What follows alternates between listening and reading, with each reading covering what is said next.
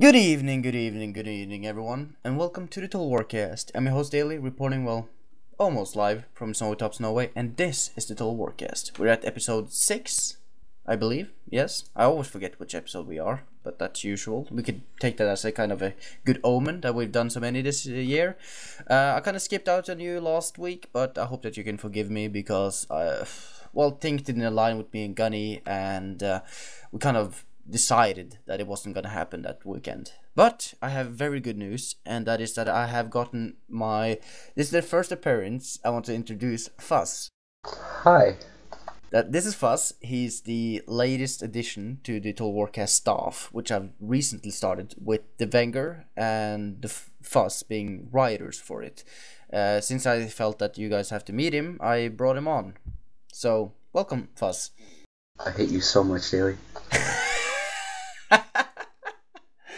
Oh, he's a little bit nervous, but that's alright. We're gonna do the show nonetheless. He's actually a very smart person, and he has done so much great work for the Warcast that, and he doesn't want to be acknowledged for it. So that's even better. He's a very humble person. But Fuzz, so where are you from?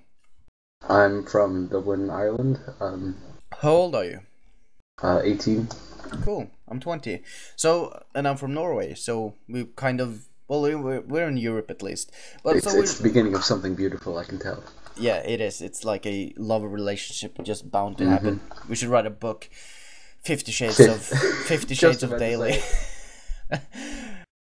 But we are sitting here down at Friday evening, and you're having yourself a drink, and I'm having myself a beer, as we all should after a hard days of work or doing nothing. I'm not sure what you're doing.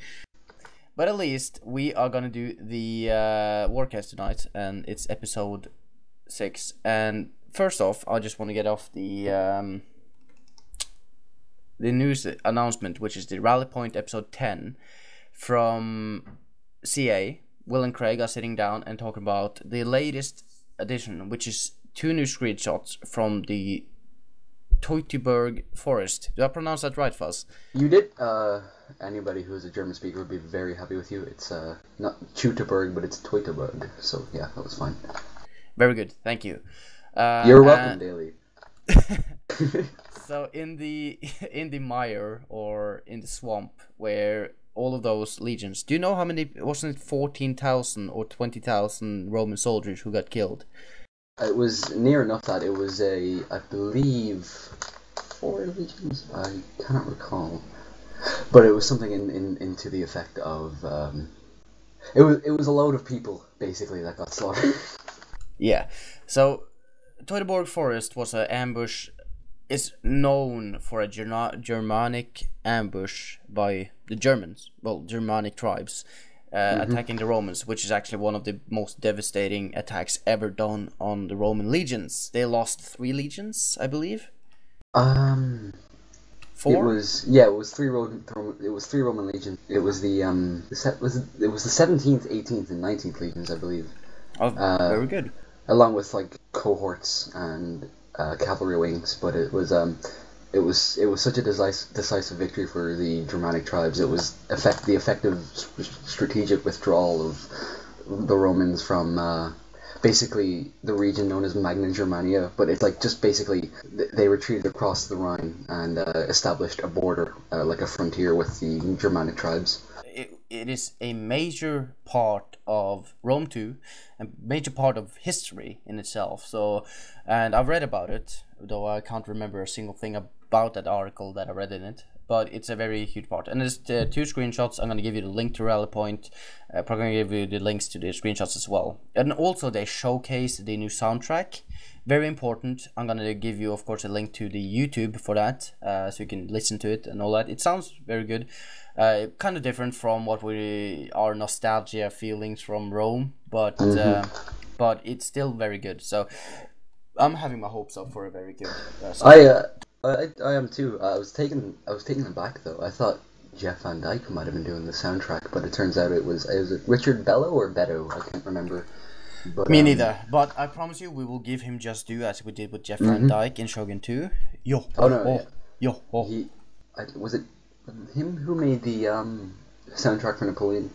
I think it was, but I like the soundtrack for Napoleon. So I have high hopes for Rome. Me too. Especially for soundtrack. Good in Shogun. Next on the list is Gamer's Cassette. The Gamer's Cassette is a new publication made by Content here on, which I'm part of on TWC, which is a kind of like in general games. You have it's not Total War or TWC related. It's reviews, previews, discussion about gaming, so to say. And the problem is that we don't have enough writers for it, since it's a new publication. Confederate Jeb, which is a close friend of mine and a very nice American. There are actually nice Americans, surprisingly. Okay. People have to get used to me taking jabs at Americans. They like it somehow. Not like that gunny fellow. Yeah, not that like a Floridian person, him.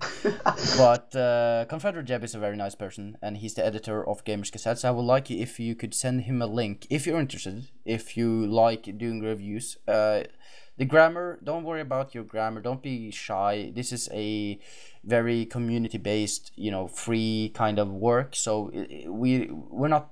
I'm not gonna say picky, so to say, but we kind of. It's very low standards. Not standards. I feel so bad for saying that, but it's true.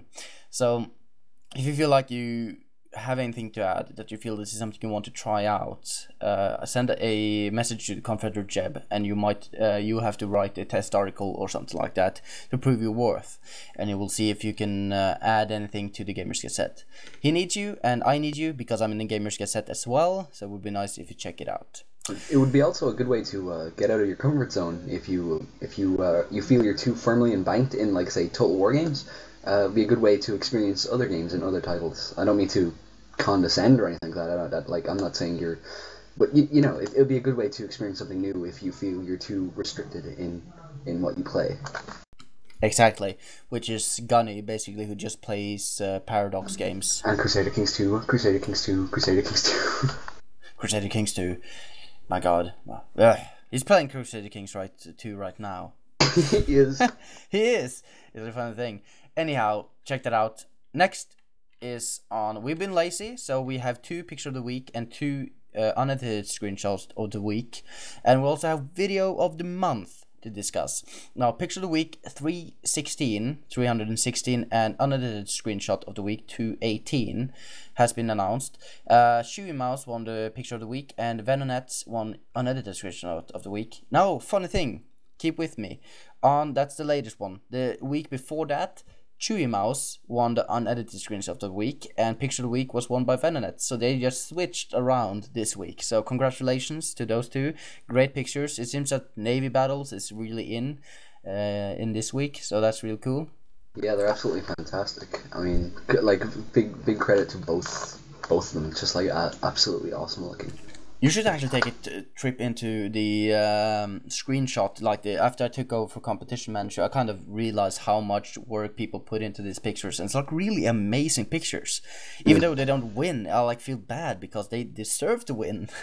Yeah, I have no artistic eye for screenshots. I cannot do them. So every time I see them, it's so amazing.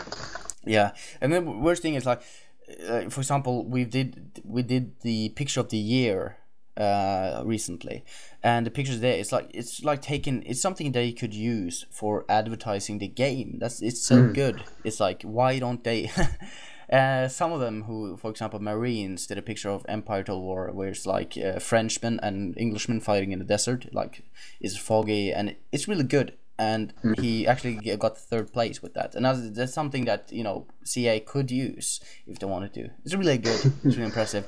But we need to get on track. Video of the month 31 is out. That's January of this month. Vote.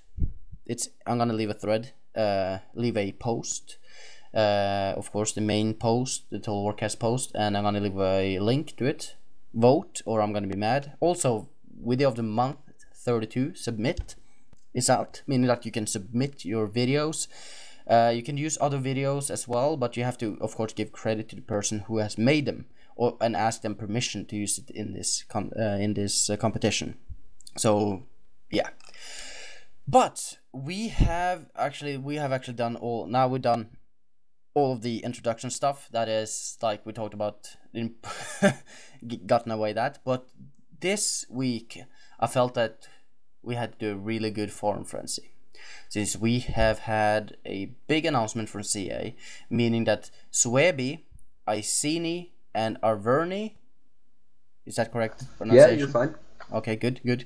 Have been announced. 3 factions, 3 so-called Barbarian factions, so to say, in the northern part of Europe has been announced, which is great news. You know, we get a lot more diversity, and we're gonna discuss it to death in this forum frenzy. This is gonna be the best forum frenzy in a while. It's well prepared, luckily, I hope, to some part, and it's actually really great. So I think we will kick it off. The first one. First, do you want to start? Sure, okay. The Iceni, the Arverni, and the Suebi are the 4th, 5th, and 6th factions, respectively, out of 8 in total that have been revealed thus far. Do you have any, like, general thoughts or opinions on the faction choices, Daly? Well, I thought this was kind of, you know, when you thought of how Rome was, you kind of expected this to be. But what I really liked, it was like a pleasant surprise, was that they kind of, you feel kind of a new character evolving. It feels that kind of the old Rome was done lazily in terms of names and all that. These have more historical names. So they have a more historical context to their to their names. Basically, they have a greater historical flavor. It makes it easier to play. It makes it more, how would you say, immersive to play as the Arverni as opposed to playing Gaul. Especially if you are like really into history and like you know the differences therein of each, like, say, Gallic tribe. It would just be a sweeter experience in my opinion. Yeah, that's the thing, is that what I feel that they're gonna make a more kind of, like you said, historical flavor, which is very important in these kind of games, because we've already had the Germanic tribe, the Britons, you know, which doesn't, as you said to me before we started this, doesn't make any sense. It's really nice to actually have kind of this weird names, and people who are not, you know, you knew about them before, but people like me who hasn't, gone into depth on this, really get drawn in, and you feel like, oh, Iceni, what is this? You know, oh, it's like they're on the southern part of Britain, and it's like, it's really, I think this is a very good way for CA. So I'm actually pleasantly. It also gives a nice sense of individuality. Like, you know who you are. Like, when you play the Iceni, you know you're the Iceni tribe as opposed to Britannia. Like, it would be the same experience like when you're playing Rome. You are basically the embodiment of the state of Rome, as opposed to, say, playing a faction or a family. Well, no, I mean, like, you remember how in, like, Rome Total War 1, you had, the Julii, the Scipii, and the Brutii. Yeah. It gives you a nice sense of who you are and who you play. So even if, say you buy Rome 2 Total War for Rome, but you end up loving the Iceni, it gives you further incentive to maybe even go learn about the Iceni. I don't know. I'm rambling, but it is nice. But you are completely correct. It's the individuality which is really important, and they've done a very good job, I think, so far in showcasing them. Even though the wiki pages are small and all that, but I think that they've given them personal flavor, which is important. Well, they're small, but they give you a nice tease. They make you want to discover more, learn more about them, make you rage on the forums about more information about them. Like, god damn it, CA, you gave us more! It's like so annoying. If finally it's a faction announcement, they have given us 3 paragraphs. Yeah, but of course, you know, compared to Rome, which, if you look at it in this perspective so far, it's like, you know, what was Rome? True.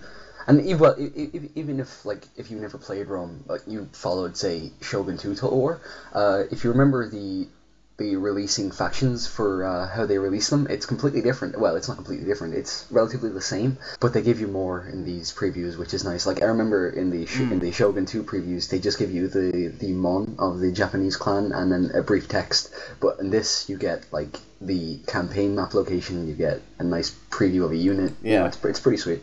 Yeah, no, it's a lot more. It seems that they've taken. That's the thing I really like that they've done. It's a little bit of notice and to look at is that they've kind of taken more attention, like to the small details, and it seems that they've kind of hired maybe another person. It seems to take care of this kind of thing, which is nice because. In Rome, like in Shogun 2, like my favorite clan in original Shogun 2 was the Mori clan. But Really? well, do you have a problem with that? No. It's just that I mean, like for me, when I played Shogun, my favorite was it was well, admittedly, it was the Shimazu because of the easy start, but like the Date charge bonus was just amazing. Just basically bum rushing all your opponents with Dachi, I believe it was. Yeah, it was just there was something satisfying about it. But I actually never played the Mori. I never have played one game with them, so it's something new to me to have someone say that was their favorite faction. So yeah, Mori was one of the not. They were the best thing about Mori is that they are not hated and they're not everybody likes them and nobody hates them. So it's like, a plain start basically. Yeah, but the thing is that they have their thing is sea and yeah, they're sea. If you capture all the trade pools, you own the world of Japan. But, the whole world of Japan.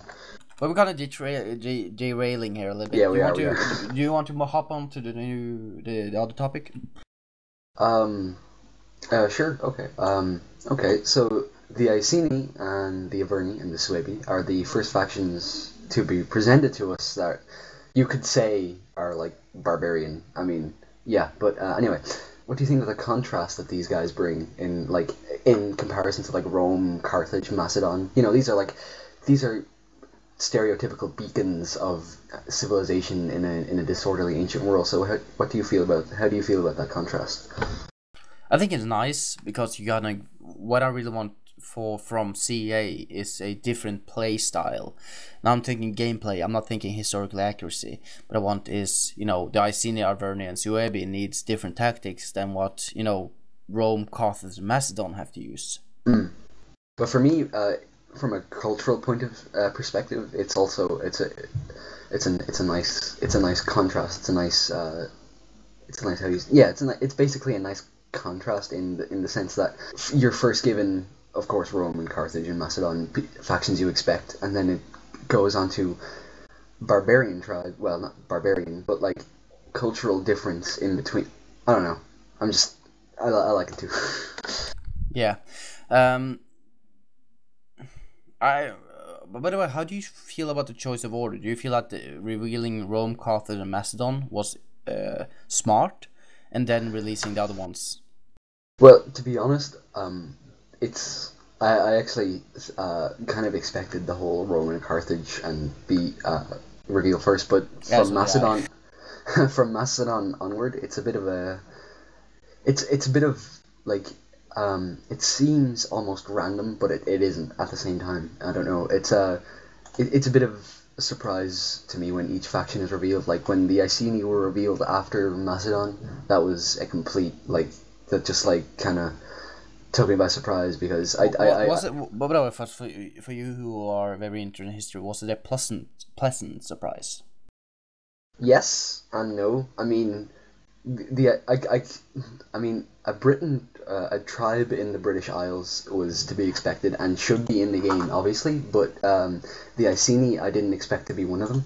No, I'm not saying it's a horrifically bad choice. I'm just saying that it took me by surprise. But not many games give you the experience of playing the Iceni as a tribe. So it's an ambivalent feel towards them being revealed.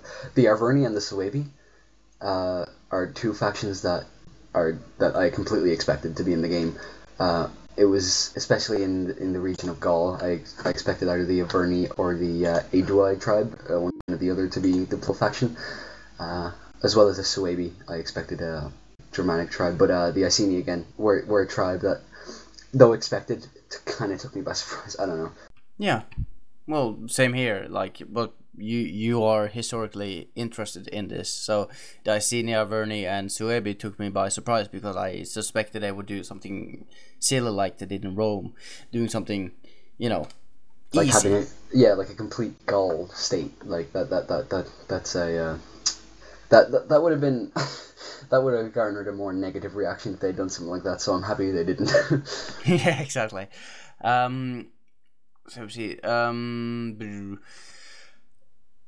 what do you think will be the future factions? Do you believe that there will be any future factions that will be? Well, I'm guessing they would do some kind of Middle Eastern factions now, Seleucids or. So. Well, it's from here on out. I don't want to sound like like a braggart, but like it's kind of obvious. As to who's going to be revealed next, it's the Ptolemoi or the Egyptians, if you're not historically inclined, and I don't mean that negatively or anything. And the Seleucids in the east, because they gave us one successor state, which is Macedon under the Antigonids. So they're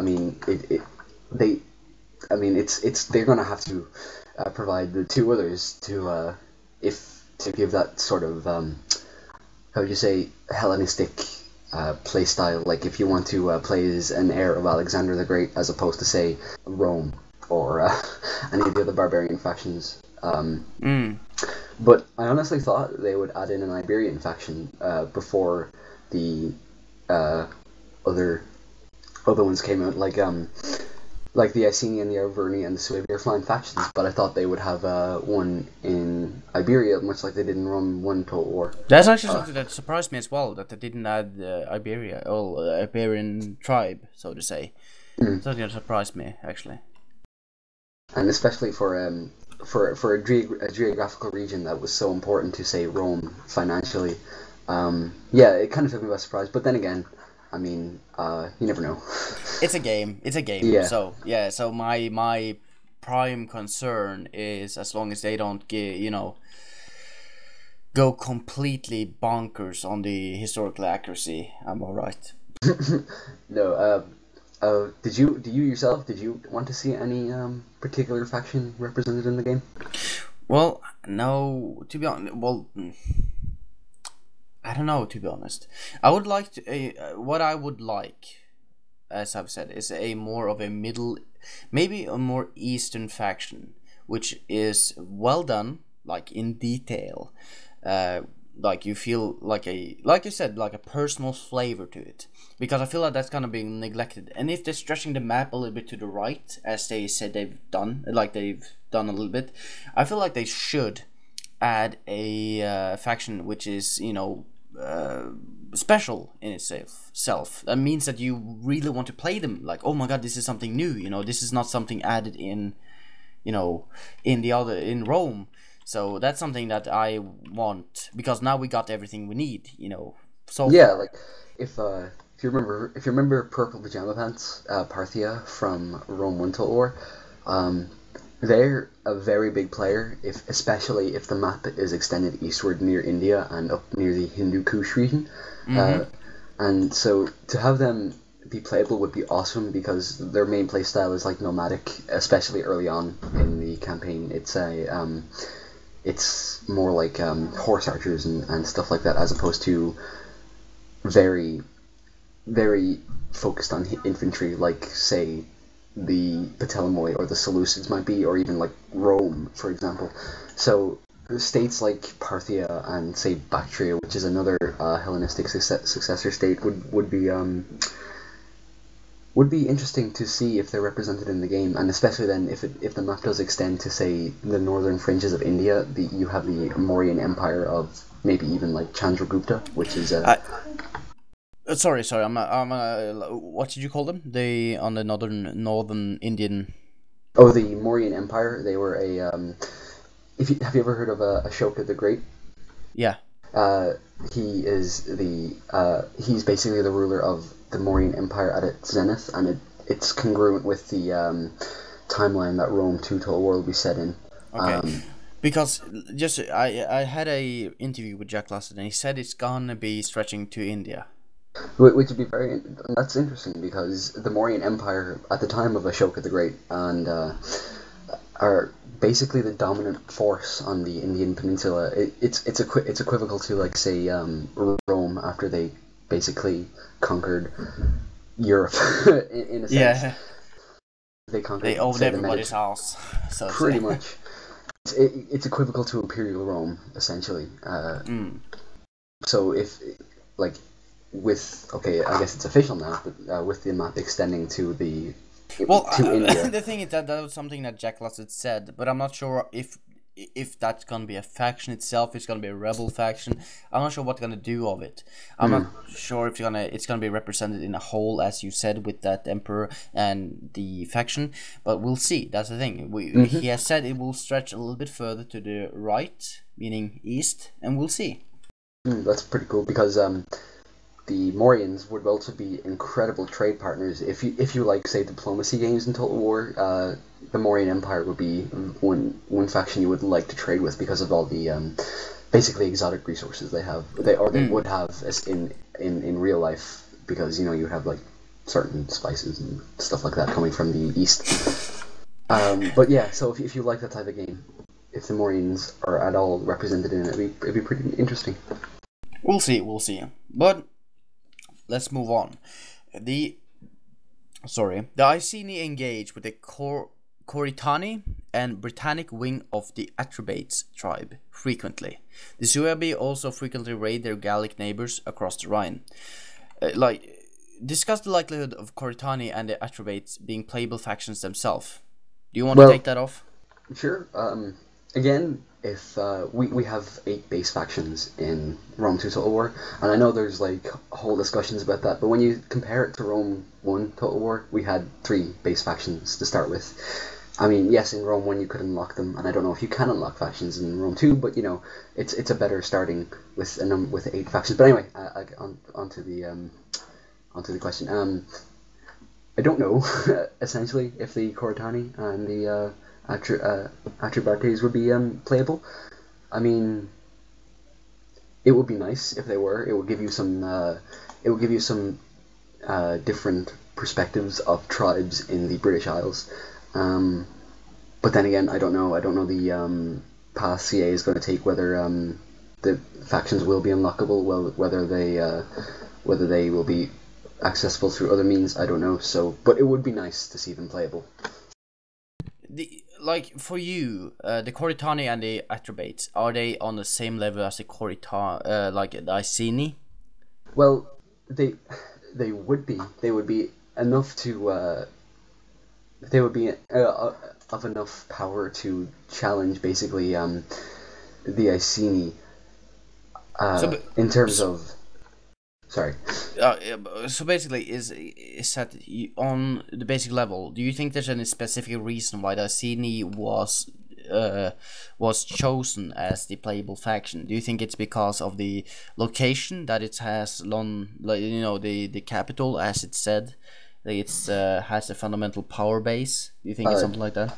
No, personally, now I don't know if this is CA's reason or not, but personally, I believe the Iceni were chosen because of their revolt, along with the Trinovantes and other tribes against Roman rule under Boudica, and they're a fairly well-known tribe, the Iceni.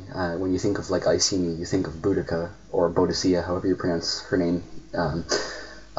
You think of the battles therein, like the Battle of Watling Street or the burning of I think it was it called anyway. So it's of my personal opinion that the Iceni were chosen because of Boudica and her standing in history as a shining beacon amongst the tyranny of Roman imperialism. So that's my reason why they were chosen. That's why I think I think they were chosen. Yeah, makes sense. Very good. Yeah, like to be honest, tons. You know 10 times more than I do, which is kind of embarrassing because I should know this kind of stuff. But it's nice to have you here backing me up. We're gonna hopefully go into gameplay, which is kind of more of my field because historically I don't know very much about the tribes, so to say. But do you think they will? I highly doubt. Now that we have we have 6 tribes, right? Now 6 factions playable. I doubt there will be any more factions playable or unlockable in this northern region of Europe. Do you believe that there will be? Yes. Well, unlockable again, I don't know, but for playable from when Rome 2 was released, I don't see any other reason why to add in more Northern European factions because you basically have the pot covered, if you know what I mean. I mean, like the Carthage, Macedon, yeah. Well, those would be more Mediterranean powers, and like you can always have more of those because the Mediterranean was like sprawling with civilization during the time. But yeah.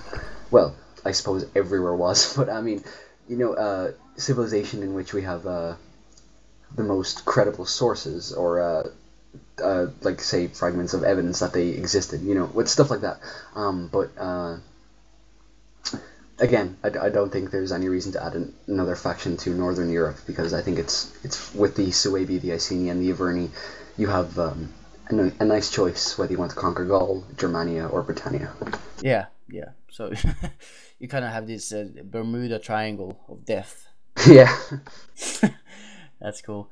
The Iceni are to what's that word? Principally, sorry. Yeah.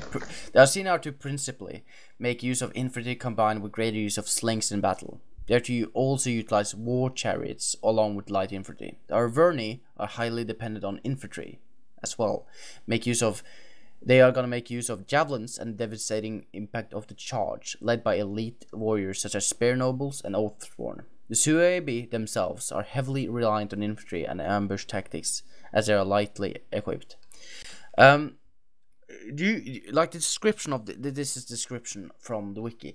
How do you like the description of the units? Do you think that they will add a gameplay diversity? Oh, definitely. In terms of diversity, yes. Like the unit rosters so far from the descriptions sound perfect for diversity.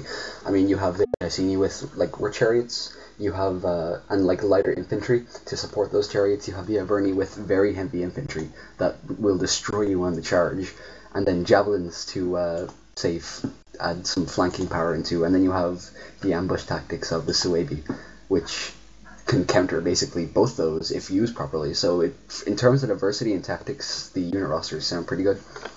Do you think that like they're gonna add as I've talked to Jack last, it seems they're gonna move the the general traits from Shogun 2 over to Rome 2, meaning that you will have a lot more dependent on skills, so that ambushes aren't really, you can have a general who's really good at ambushes. Do you think this is... I think, personally, that this will be very majorly dependent and really good for creating your own army, which is like, for example, you have a ambush army, which is just great at crushing Roman resistance coming from the south. Well, in my opinion, I feel the same. I mean, if you read into like history of classical antiquity, it's basically...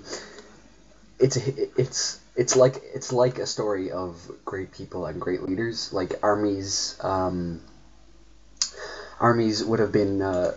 would have rallied around people as opposed to say a good. It's a story of great leaders. Like you have say Calgacus in the north with Caledonia. You have Arminus in the Teutoburg forest. You have these key leaders that led key armies to do certain things, and the idea of building armies around a specific type of general, say like an ambush general or a general who's great with cavalry, it makes sense. It really does. Yeah, something I like really about this is that I think the players themselves will really throw themselves at a opportunity, leading, maybe a generic general, but with a, custom name that suits their needs. And, oh my god, my general, he does this and this and this, and he's done amazing things, and he's been on so much. I think it's really important, for example, with after action reports, which is like stories based on campaigns. It would be amazing for role-playing experiences, like like the idea that you are building a story around a certain individual who's doing a certain thing would make AARs, and basically, even if you don't like to write AARs, even like personal role playing, it just makes it so much sweeter. Exactly. So I really think this is really good for especially TWC, which has such a diverse kind of community, which does all kinds of things. And with this, I think the AARs are gonna spring up again as a very big part of it. Which I hope it. And if you don't listen to me right now, say that AARs will be great, I'm gonna be mad, because it's a really cool part of TWC, because there's a lot of good stories out there. Yeah, AARs are basically what got me into Total War in the first place. I bought my first Total War game, Medieval 1 Total War, after reading an AAR from, I believe it was the Kingdom of... No, it was in the Holy Roman Empire, and it was just an absolutely fantastic AAR. If I remember the name, I'll make you link it, because it was a great one. Yeah, you have to post it in Total Warcast thread, by the way. I'll link it. But at least, do you think that there's any... What do you say? If there are any... of course, possible units. Do you think that the diversity of units will be possible, even though you have Iceni, Arverni, and Suebi being close to each other? Do you think there's any diversity possible there? Well, from a historical perspective, even though they seem close, their cultures are distinctly different, and diversity in units should be there. I mean, I'm not saying they will be there, because I don't know how CA are making the units, but I know that from a historical standpoint, the diversity of units in terms of the Arverni tribe and then, say, the Suebi tribe would have been vastly different, because they would have had to adapt to different environments, if you get what I mean. So diversity of units should be there, and I think it will be there, but I don't know if it is going to be there. Yeah, exactly. So we're just guessing at this point, but pretty much. It's nice to actually talk about it, because it seems that they're going to do a lot of things with it, and I'm having hopes up. So the next point. The Iceni are to have an established capital, Venta Icenorum, thank you, Fass, as well as large religious centers. The Arverni have a complex and sophisticated culture centered at Nemossos, the stronghold near the Gergovia Plateau. Gergovia Plateau, and the Suebi are numerous tribes sharing a common language and similar religious belief. How do you feel that the campaign, the campaign map, is gonna look like? Do you think it will differ a lot from the TW titles? I don't think so, honestly. I mean, if you look at the wiki and you look at how the cities and the diagrams of the campaign map, it looks strikingly similar to, say, like the Fall of the Samurai map, where you have a regional town and you have a regional capital, and then you have several little towns around the region. So I think I don't think it's going to be majorly different. I mean, there's going to be some improvements, obviously, because with every game comes new improvements, but I think it might be the same, but I'm looking forward to seeing how it actually turns out. Yeah, me too. I have to agree with you, but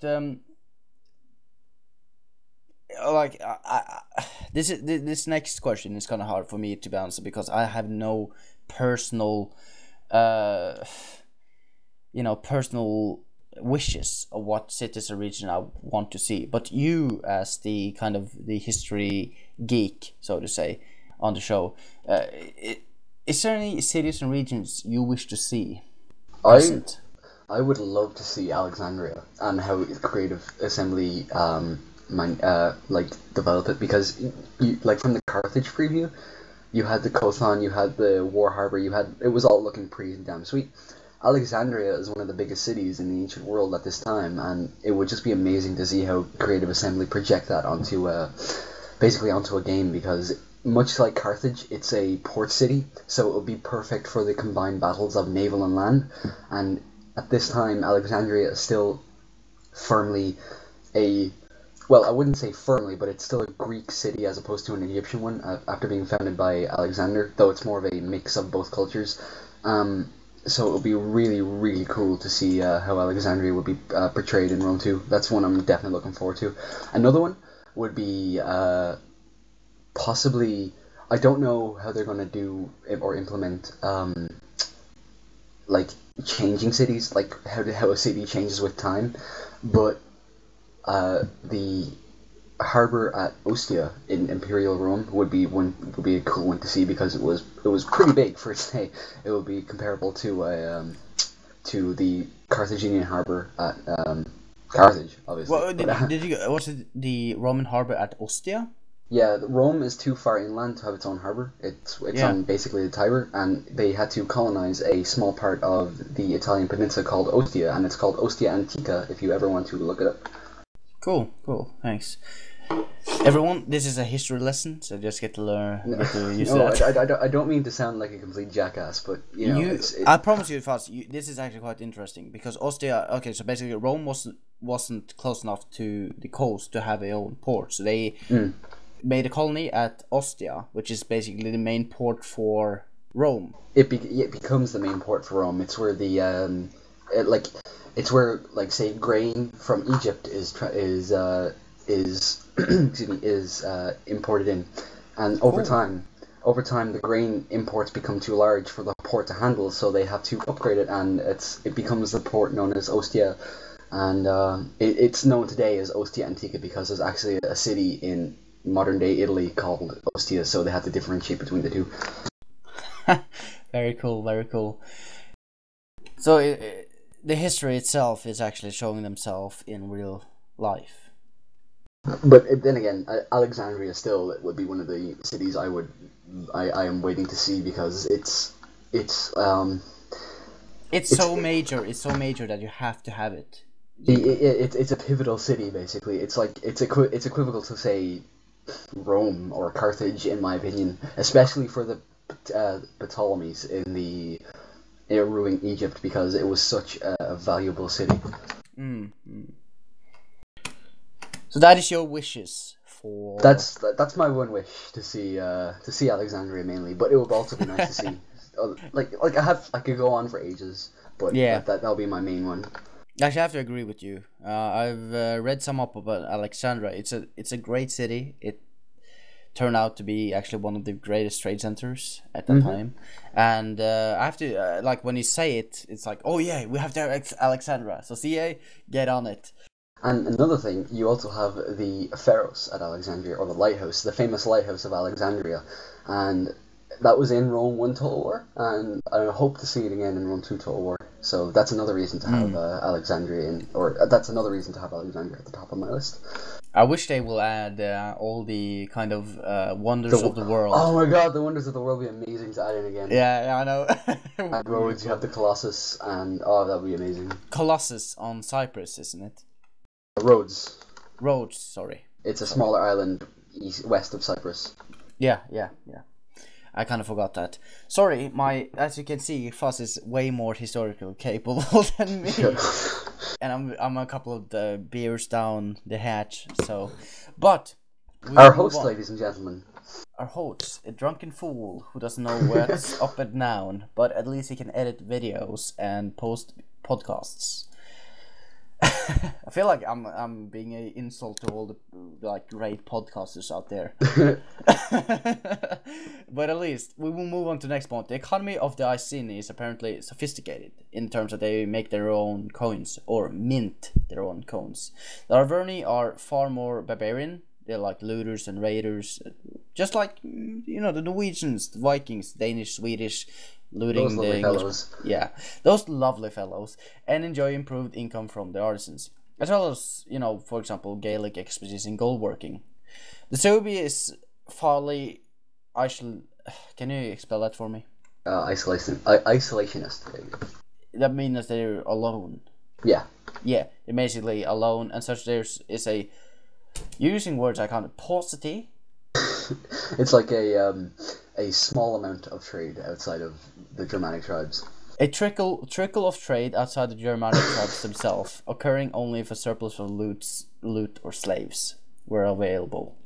I'm sorry, it's Fuzz is having a much more artistic language than me. Oh, daily. Okay, so what do you think of the description? Do you think this is a good description of the different factions? Well, it's well, very nice description, I have to say, both from historical and from a gameplay perspective. I mean, like, we know the Iceni were able to mint their own coins, and we know that the Arverni were excellent artisans and excellent gold workers, much like mainly all of the Celtic tribes. We also know that the Germanic tribes were fairly they were fairly alone. So see, even the English speaker can't even say it. I'm being sabotaged here. fairly isolated. Oh my god, my fucking English. Okay. Anyway. No worries. Just take it at your. Oh, the English words.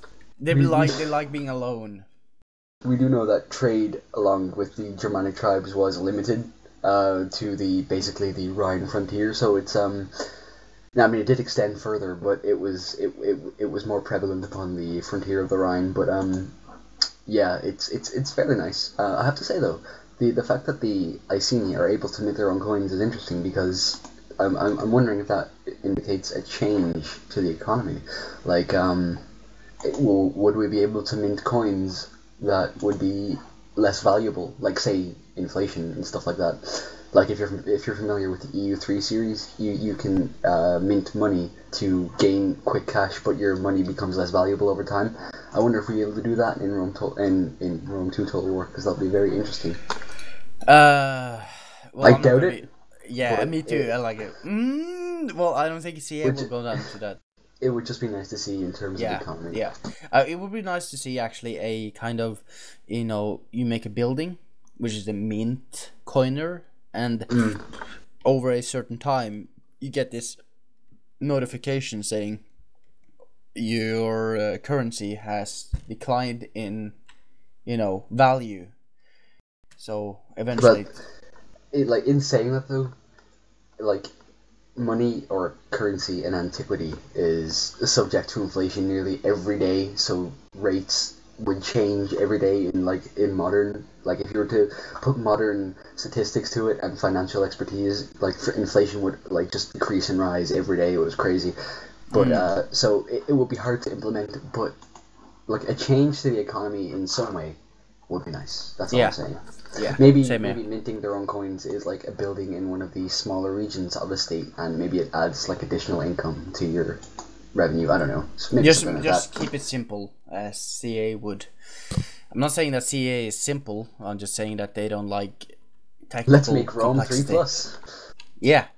Let's make a mod, people. That's something I really want. We're not gonna discuss modding in this podcast, but I wish they will make the same kind of availability right when Rome 2 is released. They're gonna, release the stuff that they did later on with Shogun 2, like immediately start modding support, so that the people who actually have the brains to do this will actually use it.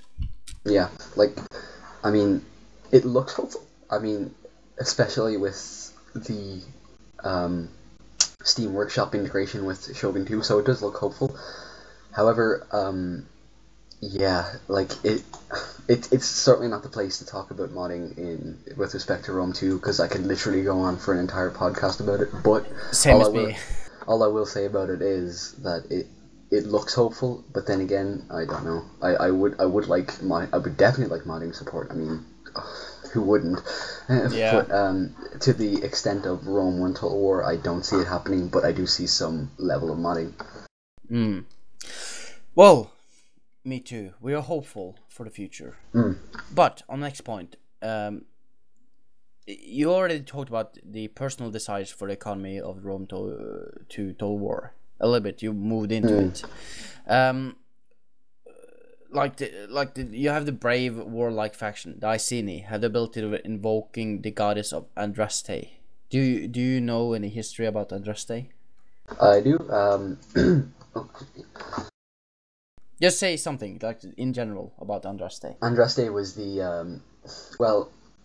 from our sources, basically, because everything comes from our sources. We get it from mainly Dio Cassius, and it's the Celtic. Well, she, I guess, is the Celtic goddess of, I believe it was victory.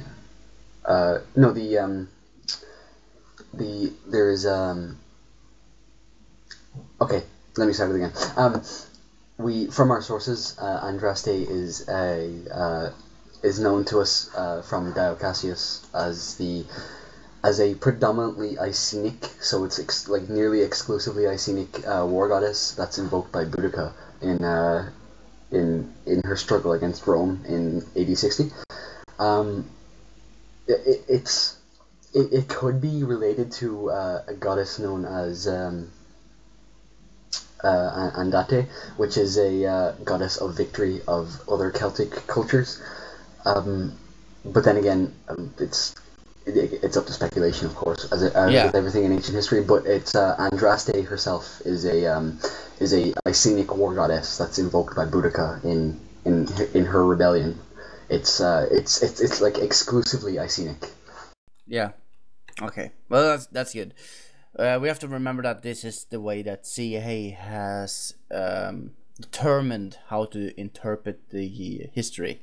So you don't have to take anything seriously. You don't have to take anything like as a fact. I mean, even like even the fact that they mention Andraste, which for like just Iceni and not say Arverni is something, because as I said, it's the goddess of Andraste is almost exclusively Icenic. It's related maybe to some other goddesses, but then again, it's as I said, it's nearly exclusively Icenic. So it shows something that of CA with in terms of, I would say, historical accuracy, but which is cool. They're finally caring about historical accuracy. Do you think that religion will have a more historical prominence in like a presence?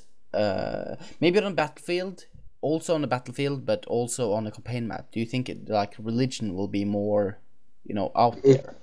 It definitely should, in my opinion, because religion in antiquity is, I wouldn't say as prominent as say religion in the Middle Ages, but it's certainly a binding factor for local tribes and peoples that it should be represented in Rome too, obviously. In terms of the battlefield, definitely, I think religion or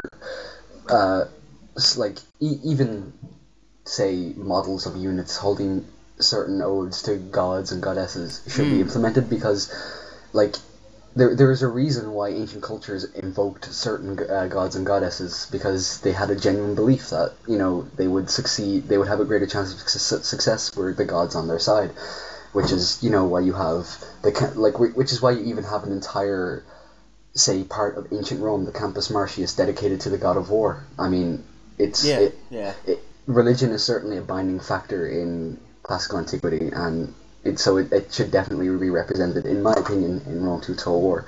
Again, I don't know if it will be, but I hope it is, because it's certainly an important part of the era. Again, it's not the zealotry we see in the Middle Ages with the Crusades, but it's certainly a powerful factor. Influential. Yeah, it's certainly influential. Yeah. Now we're gonna move into one of the parts where I feel that I have a certain say, which I've talked about this before, which is the resources. Now the Iceni are to have an expertise with iron, which makes the resource particularly effective form of income for the tribe. Will resources act as they were in Shogun 2? Do you believe that, Fuss? Well, considering from the description alone, I think so, because they mention exclusively the Iceni to have an expertise with iron, and so in my opinion, yes, it will be the same as Shogun. I'm gonna break in, because the problem with Japan was that it was very limited in its scope. Now, what I'm thinking of is that Shogun 2 Total War, will it be possible for certain factions to have, if they are fast enough with their research or whatever, getting a head start with technological weapons, for example, stronger weapons and such like that? Do you think that this will be prominent in Rome 2? Well, yes. All right. the idea of having a complete hegemony over one resource in Rome 2 is not something that should be implemented, in my opinion. Europe is a much, much bigger landmass than Japan is. So, I mean, to have one faction completely control one resource is in this time period, is a little, I wouldn't say ahistorical, but it's just not plausible, if you know what I mean. Well, okay, it's a difficult question to answer, honestly. But I mean, again, complete and utter hegemony and control over one resource, as you could do in, say, Shogun 2, is something that shouldn't be implemented, in my opinion, because, again, as I said before, Europe is so much bigger and the resources are are spread out so much more. Yes, I think there should be areas where, say, the iron is richer, or the wine is more plentiful, or the olives for wine is more plentiful. But so that the region within those, for example, wine or iron, you make more money, or your if you have a region that produces, say, gold, you could have several regions that produce gold, say in Iberia, but you have certain regions that produce more because of historical accuracy. Well, not even accuracy, but just it's not even historical. It's just geographical accuracy. You know what I mean? Like it's this part of Spain geographically and just produces more gold because of nature.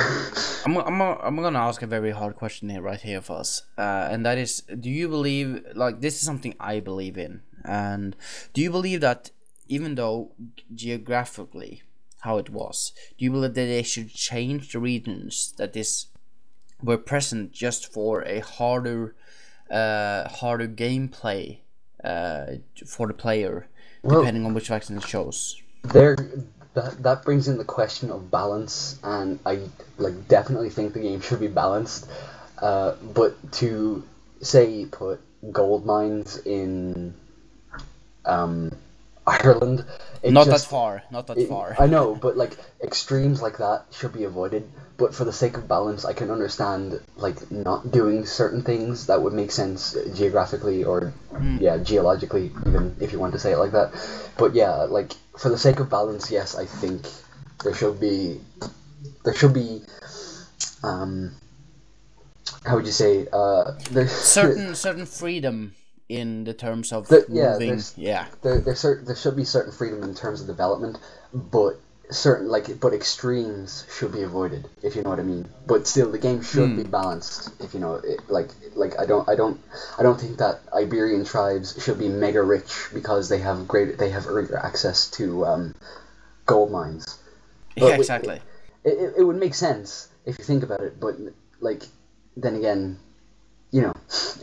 for the sake of balance, I think. Let me just say this: for the sake of balance, I think certain freedoms should be had in development. Same as me. Same as what I think is that what I hope they will do. There shouldn't be olive gardens in Norway, is what I'm saying.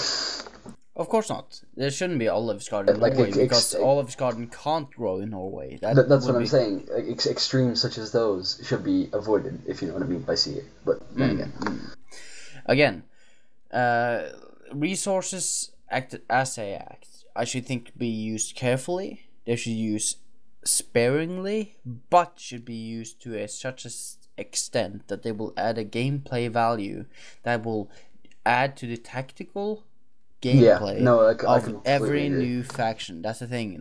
Rome will be difficult because fine, and you can even have faction announcements saying that our sources, our diplomats have found that there's a lot of good iron in Iberia. There's a lot of good iron in Iberia. Our forces would be completely filled with iron and good resources if you conquered that region, for example. That stuff is really good for gameplay, involvement and stuff like that. But I think it should be kind of left up to the freedom of the player and the kind of encourage, not kind of guided by CA, but kind of encouraged by CA that you go out exploring on your own. Okay, wow, Iberia has so much iron. I will actually make better weapons by this. I can make maybe a couple of more, I can equip better, better legions by doing this. For example, that's something that I really want in it. That's really important, in my opinion, having a kind of strong gameplay value of adding this, not only geographical accuracy or historically accuracy, but I believe that this stuff like this will actually make the gameplay value a lot more, meaning that people who actually delve into this, or people who play on very, very, very goddamn hard, have to use these tactics. Like they have to delve into this kind of, what kind of resources are around me, what do I have to conquer to actually survive. But even when you say that, there is a certain historical accuracy to your wish, because like there is a reason why, like, say the Romans invaded, say, Britannia. It wasn't just to extend imperialism. Okay, maybe that might have been one reason, but I mean, resources in Britannia are quite good. You have tin, you have among other things, you have resources such as those. So there is a reason to stay there, So it certainly it certainly makes sense to follow that certain design path. Exactly. We are nearing the end of the podcast, and we are gonna do one last point before we hop into the Tavern, as I call it, which is the last part of the podcast where I just talk about nonsensical bull crap. Sorry, we haven't been doing that all the time. I love us. He's so great. But no, this is relevant, but the next part won't be. But the next one is the Iceni, as a warrior society, has, apparently from the wiki, has the happiness of the people increases with every fresh declaration of war, meaning that you get a bonus in happiness. Like for example in Shogun 2, where you have to choose, okay, do you want to, the Nanban, the eastern foreigners, do you want to support them, or do you kick them out or slaughter them or whatever? You get a bonus in population happiness, or you get a decrease in population happiness and plus in trade. It seems that Iceni is gonna use that same kind of principle in kind of adding on bonuses, in happiness when you declare war. Do you feel that, from you first, do you feel that this is kind of good or bad? I would think it a good thing. I mean, I get, from a gameplay perspective, it gives you incentive to, say, declare war, to wage war on your neighbors. So from a gameplay perspective, I like it.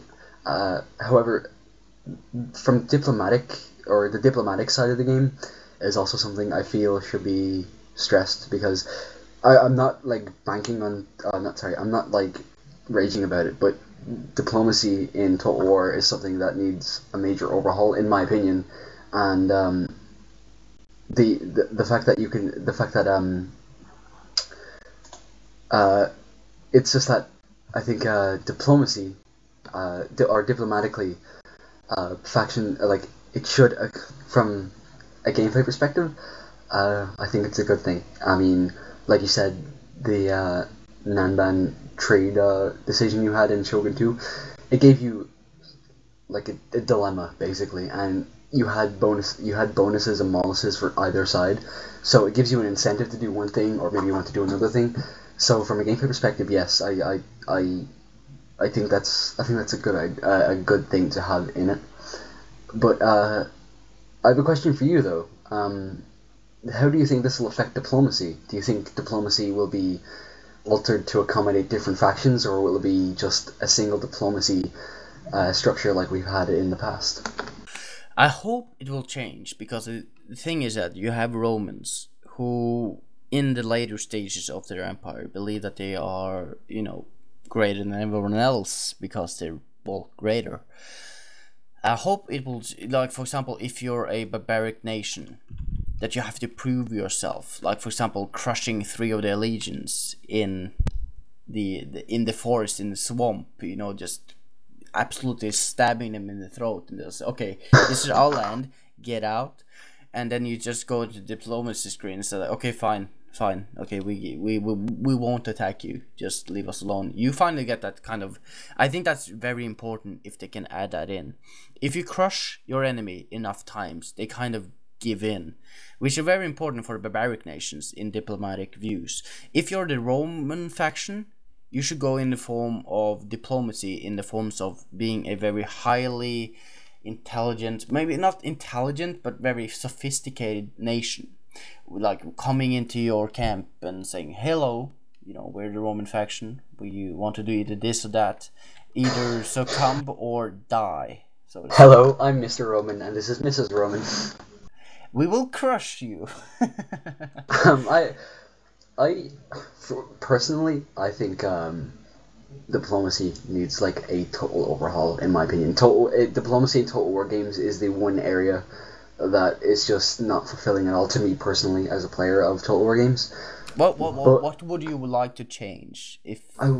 To be honest, I would like diplomacy. Now, I understand from a programming perspective this is very hard to implement, but to have diplomacy accommodate each faction, so you would have, like, historically the Romans did diplomacy differently to, say, the Arverni.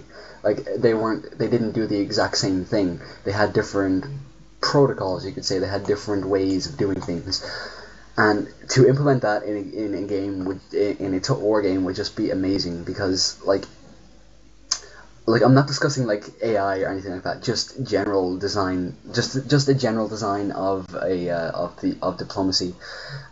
Like it would just make diplomacy so much more fulfilling and not to mention immersive, like to see the differences of how my faction does diplomacy to other factions, you know? Like we may sacrifice to a certain goddess, or they might just like light a fire or something. I don't know.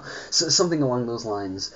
It would be pretty sweet to see. Now, again, I understand it's very difficult to implement, to have a different diplomacy structure for each and every faction. It would take a lot of time and a lot of manpower, but it would be something excellent to see, because, you know, even like you said yourself that, like, hey, I'm Mr. Roman and this is Mrs. Roman, and if you don't stop, we'll crush you. That's a bit like extreme in my opinion. Like, diplomacy should be more in depth. Like, you should have treaties. You should be able to broker treaties, stuff like that, as opposed to saying propose peace, stuff like that. It'll be basically to expand upon diplomacy would be something nice to see, in my opinion. I have to agree with you. You make a very fine point. Is one of the key points of TWC, like TW games that are very negative, is the diplomacy. It is very straightforward. It is either enemy or ally, trade partner or not trade partner. There's not really. I like the plus points. I like that stuff, but it needs to be more diverse. The problem is right now there's not any diversity to it. You know, either you're my ally and trade partner, or you're my enemy. Or you're my enemy, and I have to crush you. It would be nice to be able to, like, coexist with other factions. Maybe you don't want to, like, expand into Germania. Maybe you want to, What? You're so kind of socialist scum? I'm joking. But the funny thing is that people, like... Peace? No. This is what really bugs me, is that you can't really have peace. Like, how would the other faction, the neighboring faction to you, who you trade with, they trade, I don't know, horses, whatever. They trade food with you. You are giving one food, making that you can upgrade your castle, whatever. Why wouldn't you be able to do that? Because they don't like you, because Rome doesn't like you? What? That's complete nonsense, because Rome doesn't have that influence that far. You had that influence that far. You should be able to make a trade partner with that you know, tribe if you want to, and keep that as your trade partner, as long as, and suddenly you have a rebellion after 50 years, and then you have to crush that rebellion, and then you maybe, you know, move in, take over, or you maybe institute some other person as a vassalage or whatever. I don't know how you're gonna keep that, but at least there's a lot of choices to be made, and diversify the kind of diplomatic structure you have in Total War games, which will make it a lot more interesting. Like, to bring in an historical example, to like an example of how I'd like diplomacy to be diversified would be something like how an option such as this, the Ptolemies in Egypt, early in Rome's history, when it was becoming a major power, essentially made a pact of friendship with Rome. Now,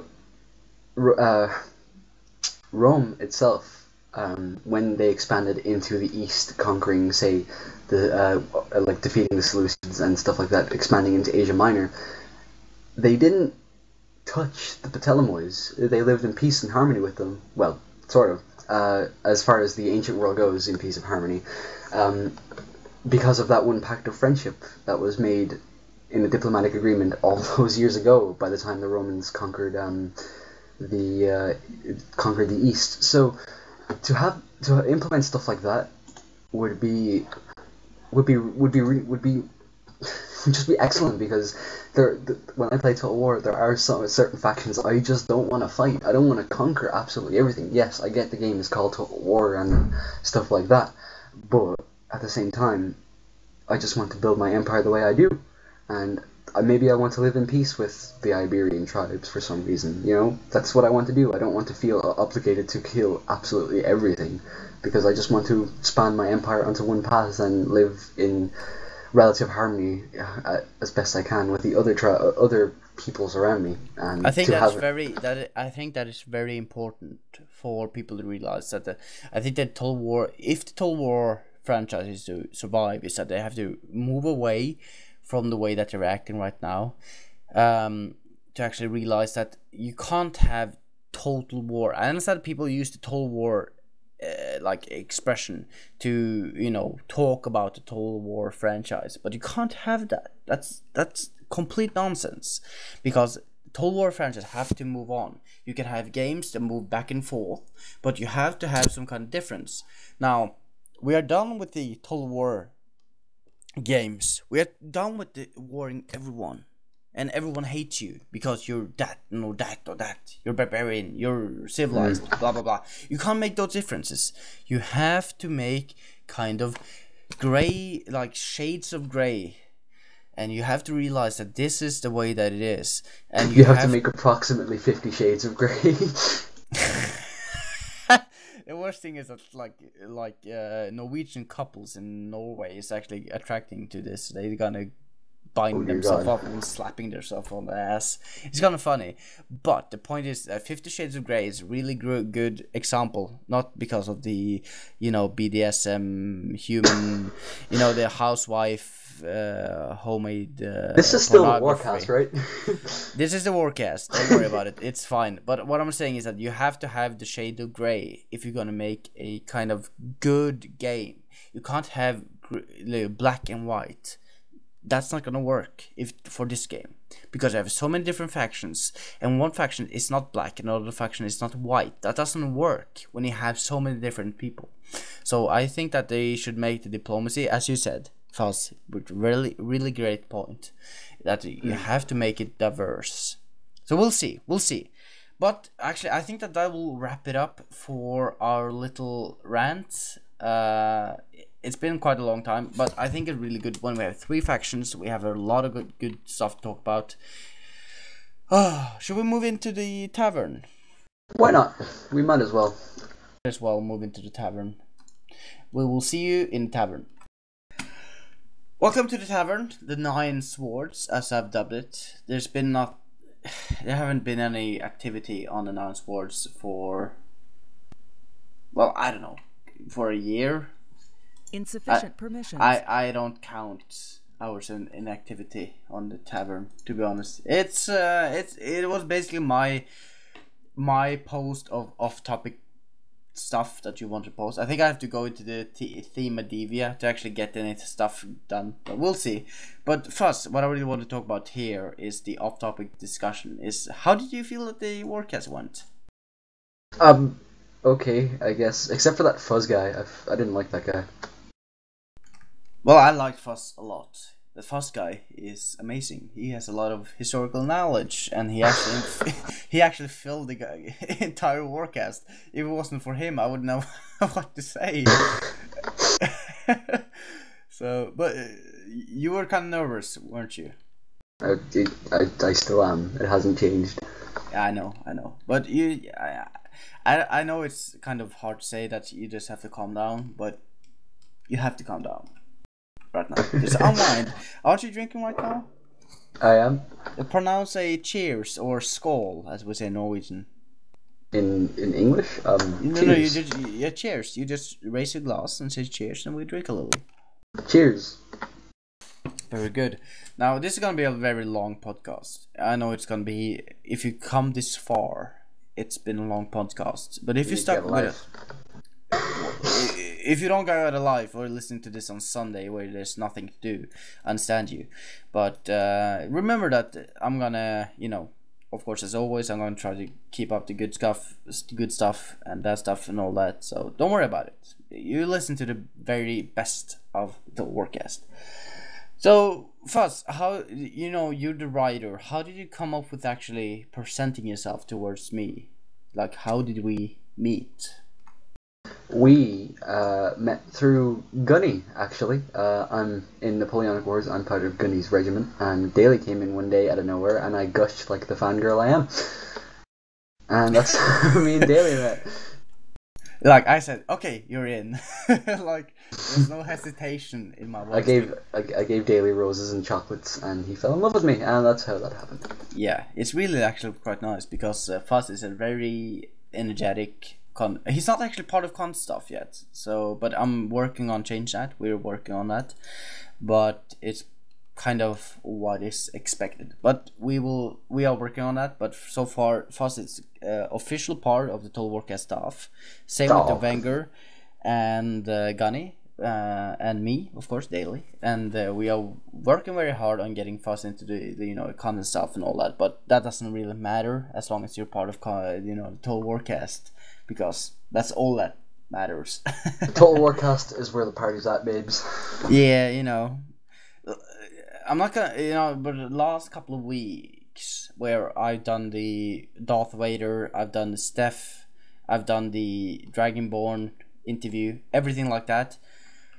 Oh my god. I mean, seriously, I put down enough work to exhaust even, the most energetic person. And I put down more work than, the entire content stuff did in, 2 months. In those couple of episodes, I wrote the questions for Steph's interview. Yeah, I know. It was really great. He actually the worst thing is he actually prepared himself really well because he's a French guy, and I love him for this. He actually sat down and prepared himself. He's a grown man with children apparently, and he sat down and prepared himself actually for this interview. And I was really honored that he did that because it made the interview a lot interesting because he actually knew what to say. I was like, he was spot on, and I was a little bit worried before we started, but after he started speaking, it was like, oh my god, Steph, you're beautiful. And I loved him for it. It was absolutely perfect, and I hope he listens to this because I mean, like, he made that episode happen with himself, and it's like he didn't even need me and Gunny asking me questions because he was on fire that night.